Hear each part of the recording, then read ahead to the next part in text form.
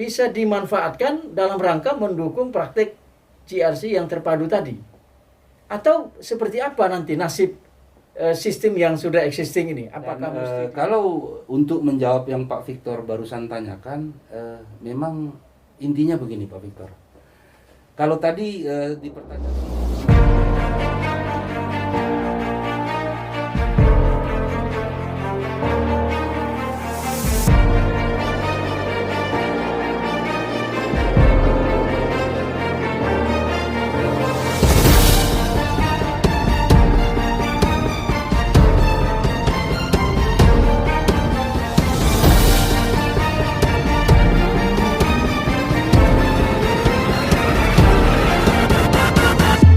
jumpa dengan kami dari Asosiasi GRC Indonesia, pengelola GRC TV ini. Saya sendiri adalah Victor Riwukaho, Sekretaris Jenderal Asosiasi GRC Indonesia. Para pemirsa GRC TV sekalian, media ini kami selenggarakan untuk membantu dan mendorong pengembangan konsep dan praktik GRC di Indonesia yang lebih baik dari waktu ke waktu. Nah, oleh karena itu, di dalam program ini kami akan mengangkat tema-tema yang trend, ya, tema-tema yang khusus, tema-tema yang memang hangat untuk diperbincangkan berkaitan dengan pengembangan dan praktik GRC di Indonesia. Di setiap episode akan ada narasumber yang hadir atau akan mendampingi kita di dalam perbincangan seputar pengembangan dan praktik GRC di Indonesia. Nah, untuk episode kali ini kita kedatangan tamu sebagai narasumber, yaitu Bapak Khairul Masar. Pak Khairul ini adalah pemerhati dan pegiat praktik GRC di Indonesia, terutama berkaitan dengan dukungan teknologi informasi dalam rangka mengintegrasikan atau untuk mengintegrasikan praktek governance, praktek manajemen risiko, dan praktek kepatuhan di organisasi. Pak Khairul ini sepanjang atau sebatas yang saya tahu, beliau adalah jajaran manajemen di salah satu BUMN. Beliau sudah pengalaman, beliau pernah berpengalaman dalam bidang governance. Beliau juga punya pengalaman dalam bidang manajemen risiko dan kepatuhan. Karena pertama kali saya mengenal beliau, beliau adalah salah satu unsur pimpinan di Pusat Manajemen Risiko dan Kepatuhan di BUMN yang tadi saya maksudkan. Nah, saya kira para pemirsa GRC TV sekalian, supaya tidak memperpanjang kata, saya akan mempersilahkan narasumber kita Bapak Khairul Masar untuk memperkenalkan diri. Pak Khairul, apa kabar? Silakan memperkenalkan diri kepada para pemirsa GRC TV kita sekalian. Silakan, Pak. Oke, baik. Terima kasih Pak Victor. Kabar baik Pak. Salam jumpa pemirsa GRC TV. Perkenalkan, saya Khairul Masar. Seringnya dipanggil Khairul lah ya. Saat ini masih bertugas di salah satu BUMN, seperti disampaikan Pak Victor tadi, dalam industri yang sangat syarat dengan operasi rantai pasok. Dan memang saya juga seorang pemerhati dan pegiat. Kalau bahasa Pak Victor tadi pegiat, ya sebenarnya itu sudah jadi kayak suratan di lingkungan BUMN. Karena gimana Pak Victor ya, di kalangan kami BUMN itu selalu disebut atau kami menyebut diri itu memang high regulated organization, kira-kira seperti itu. Jadi begitu lahir aja sudah highly regulated, jadi rasanya nggak mungkin jauh-jauh dari GRC sebenarnya ya, nggak mungkin jauh-jauh dari GRC karena sejak lahir sudah nempel aspek-aspek compliance tadi. Nah, karena sebagai perusahaan punya sasaran, akhirnya nempel juga bagaimana ngatur governance dan risk manajemennya, kira-kira seperti itulah Pak Victor. Oke. Baik, Pak Khairul, kita sedikit lebih dalam mengenai GRC, Pak. Sebagai praktisi dan penggiat, lepas dari adanya definisi model atau standar tertentu di bidang GRC, Maka saya ingin pandangan pribadi Bapak sebagai pegiat dan pemerhati. Apa sih GRC itu sebenarnya di mata seorang Khairul Mashar? Silakan Pak Khairul. Baik Pak Victor, terima kasih Pak. Terutama terima kasih karena saya tidak ditanya pemahaman atau pengertian GRC berdasarkan literatur. Karena jangan-jangan lupa saya secara sequence kata per kata kalau based on literatur gitu. Tapi kalau sepenangkapan saya, sepemahaman saya selama saya geluti, kemudian beberapa hal juga saya coba desain aspek GRC itu. GRC itu adalah alat bantu dalam konteks manajemen praktis yang akan membantu kita menggiring kita untuk melakukan bagaimana siklus proses mulai dari perencanaan sampai perencanaan kembali. Jadi dari perencanaan sampai perencanaan kembali, kalau kita ingat PDCA-nya ISO ya kira-kira setelah perencanaan kita lakukan, kemudian kita evaluasi, hasilnya kita gunakan buat perencanaan kembali. Bagaimana kita melakukan itu supaya sasaran sampai, kalau bahasa bisnis sekarang syukur-syukur melampaui target gitu ya. Bagaimana kita mencapai target atau melampaui target dengan tetap teguh atau melekat, tidak lepas dari aspek-aspek integritas. Jadi bagaimana kita menang dari kompetitor, bagaimana kita berinteraksi dengan aspek-aspek lingkungan di industri kita berbisnis, tapi tanpa ada gesekan mulai dari etika secara sosial sampai ke aspek-aspek legal yang lain, baik terkait operasi perusahaan maupun produk. Kira-kira seperti itu. Oke, baik. Terima kasih Pak Khairul. Nah, saya mengamati fenomena belakangan ini, semakin banyak organisasi yang ingin menerapkan praktek governansi, manajemen risiko, dan kepatuhan ini secara terpadu. Atau bahasa GRC itu secara terintegrasi. Mengapa praktek G, R, dan C ini mesti diintegrasikan? Dan apa manfaat yang diharapkan bisa diperoleh organisasi dibandingkan dengan praktek yang terpisah-pisah atau praktek yang silos? Pak Khairul punya pandangan mengenai ini. Silakan Pak. Wah, ini pertanyaan langsung mantap ini statusnya. Langsung mantap. Jadi memang GRC ini memang lahir untuk mengintegrasikan itu Pak Victor. Kalau menurut saya untuk mengintegrasikan itu, karena kalau konsep-konsep mengenai governansi kemudian disusul dengan risk management, ISO 31000 yang dikenal sebagai enterprise risk management, kemudian ada compliance management, itu memang awal lahirnya sendiri-sendiri. Dan tentunya teori-teori atau konsep manajemen praktis itu lahir sesuai tuntutan dalam industri, kemudian disikapi dengan riset-riset manajemen sehingga lahir standar-standar tadi. Nah, sebetulnya dengan diintegrasikannya ketiga aspek tadi, governansi, risk, dan compliance, itu secara langsung maupun tidak langsung akan menggiring kita bagaimana kita merencanakan sejak aspek governansi itu telah memiliki kemampuan-kemampuan tadi. Risk management, tentunya kalau pengertian saat ini risk management sebenarnya terbagi dua ya Pak Victor ya. Ada opportunity management dan threat management. Kemudian dengan semakin berkembangnya ekonomi, makin padatnya industri, tentunya regulasi juga akan semakin padat.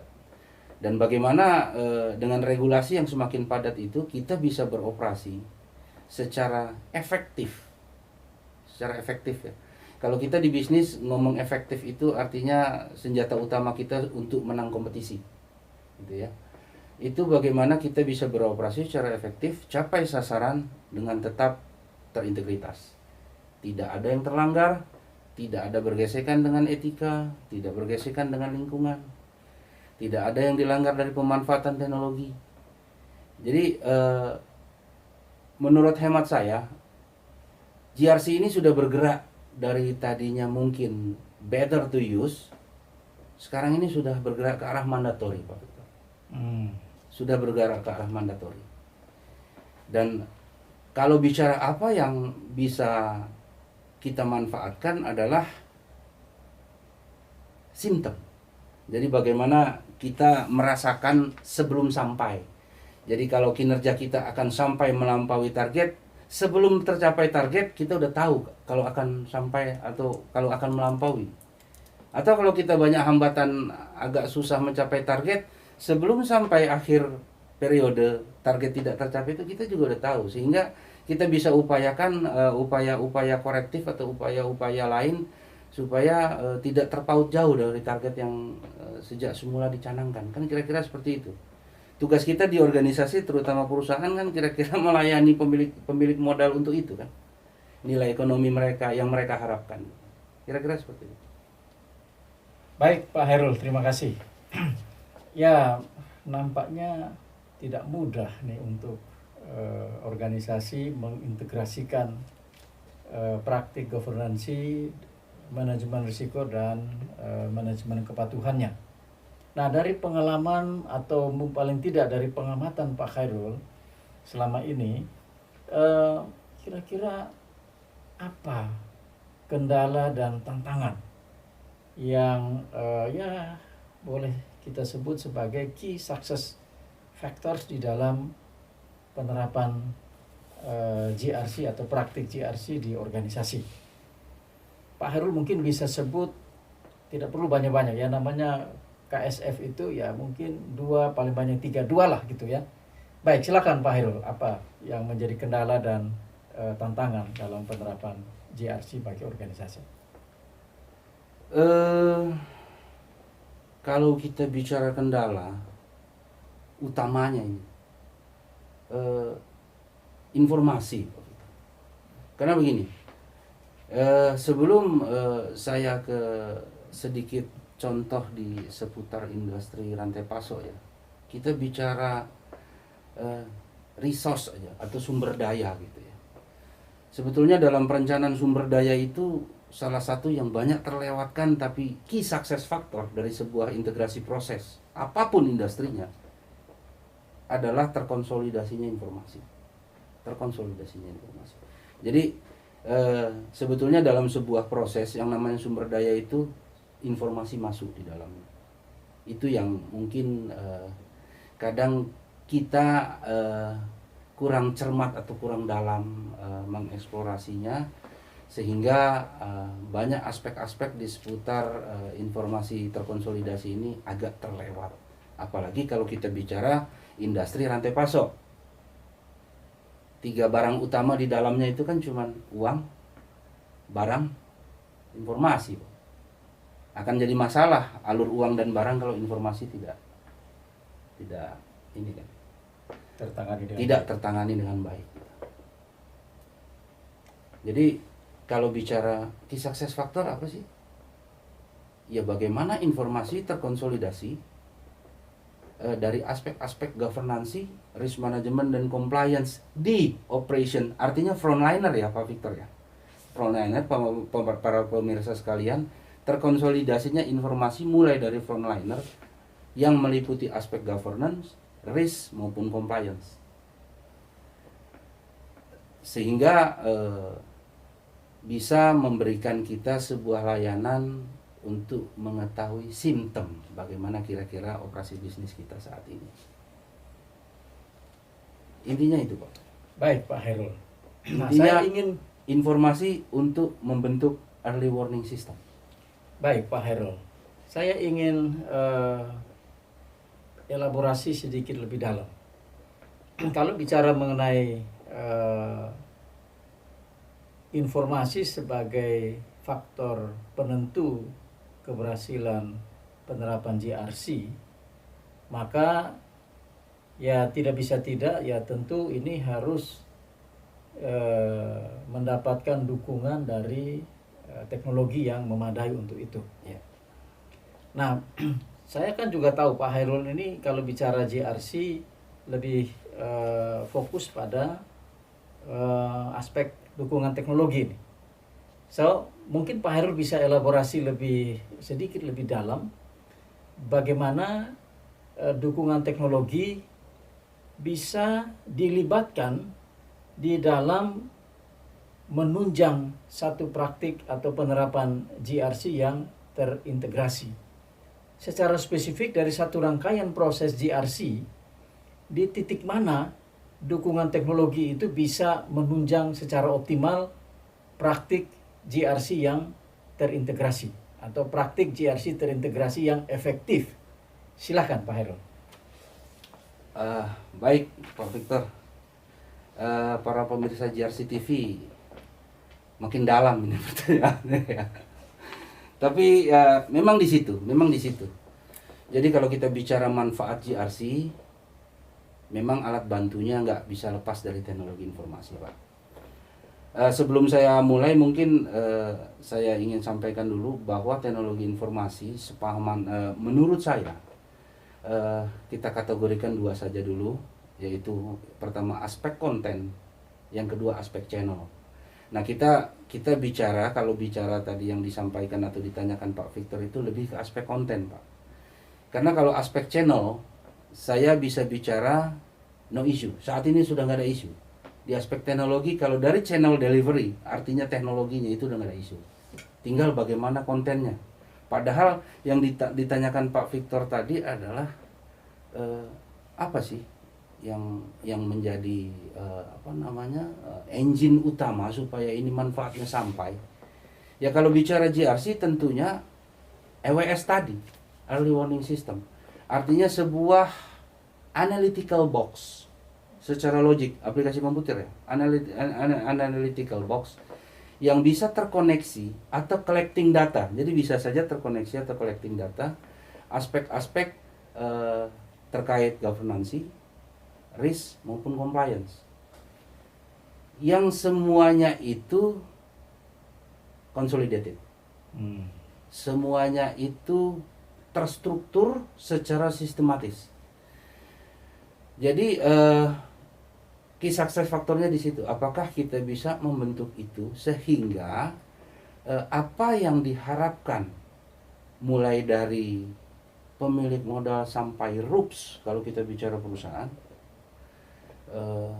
itu bisa terkoneksi ke frontliner di operation melalui engine tadi, melalui engine box tadi, di mana hal-hal yang sifatnya transaksional di aspek governance, risk control maupun compliance management itu bisa terdeteksi dalam durasi-durasi entah sejam sekali, sehari sekali. Itu bagaimana intensitas transaksional perusahaan, Pak Fikir.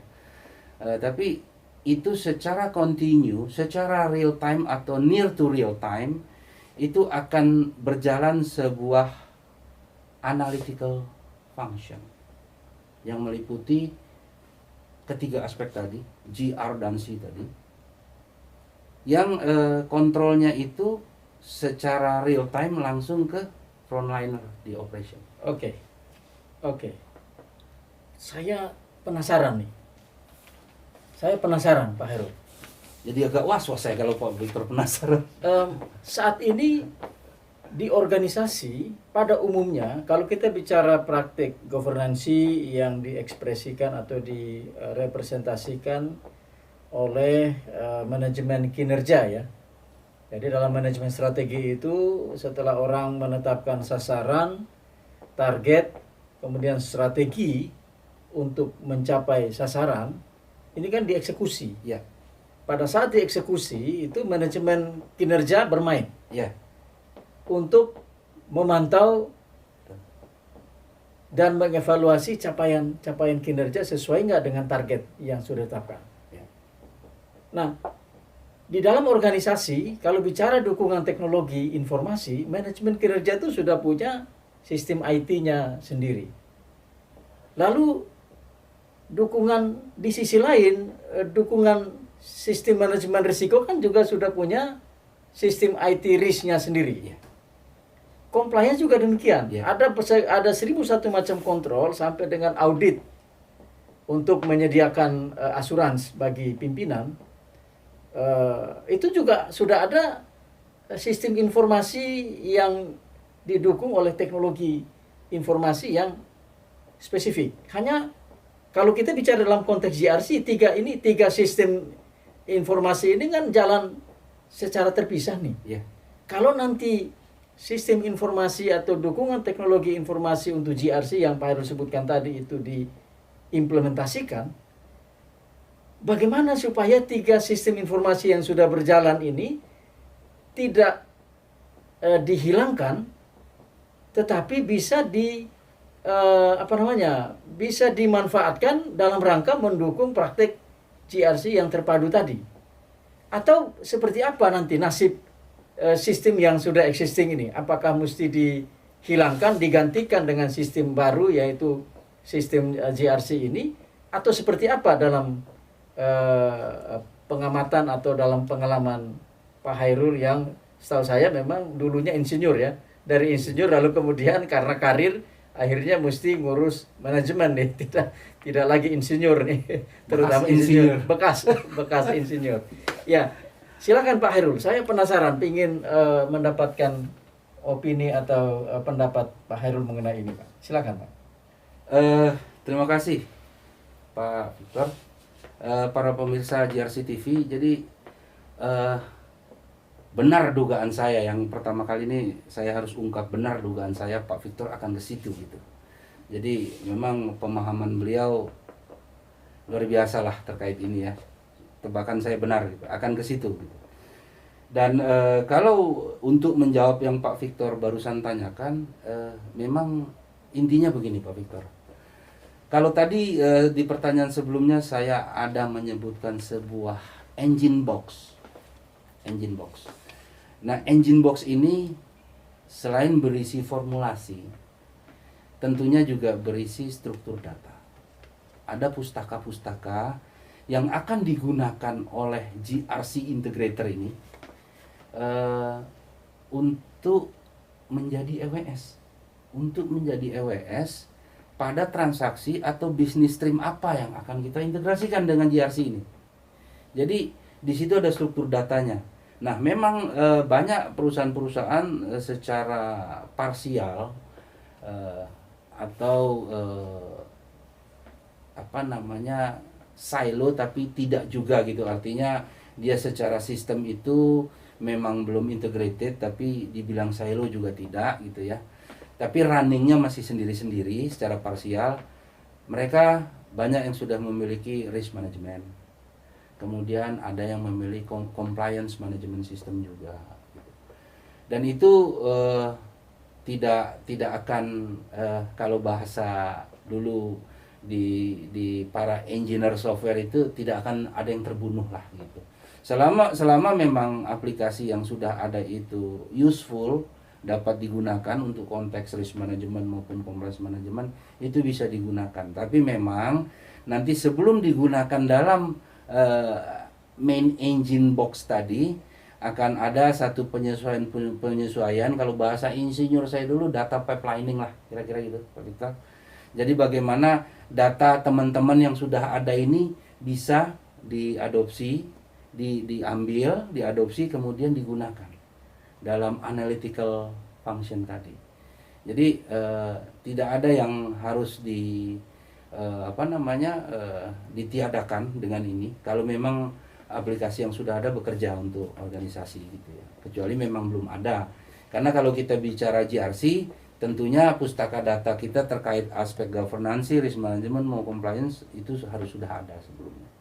Nah, bagaimana kita merangkai supaya mereka bisa bekerja dengan terkoneksi langsung ke frontliner di operation untuk membentuk sensor-sensor tadi. Kalau sensor-sensor tadi kan tentunya patokannya bagaimana kita planning ya Pak Victor ya. Karena tentunya teman-teman juga pada saat planning pasti nyusunnya sudah smart kan. Salah satunya itu achievable gitu. Jadi bagaimana sebuah pencapaian dalam durasi 1 tahun misalnya itu tidak harus bulan ke-10, bulan 11 baru mikir, wah nggak sampai ini.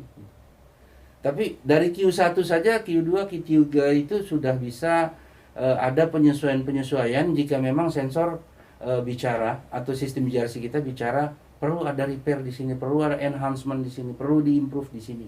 Kira-kira seperti itu, Pak. Oke.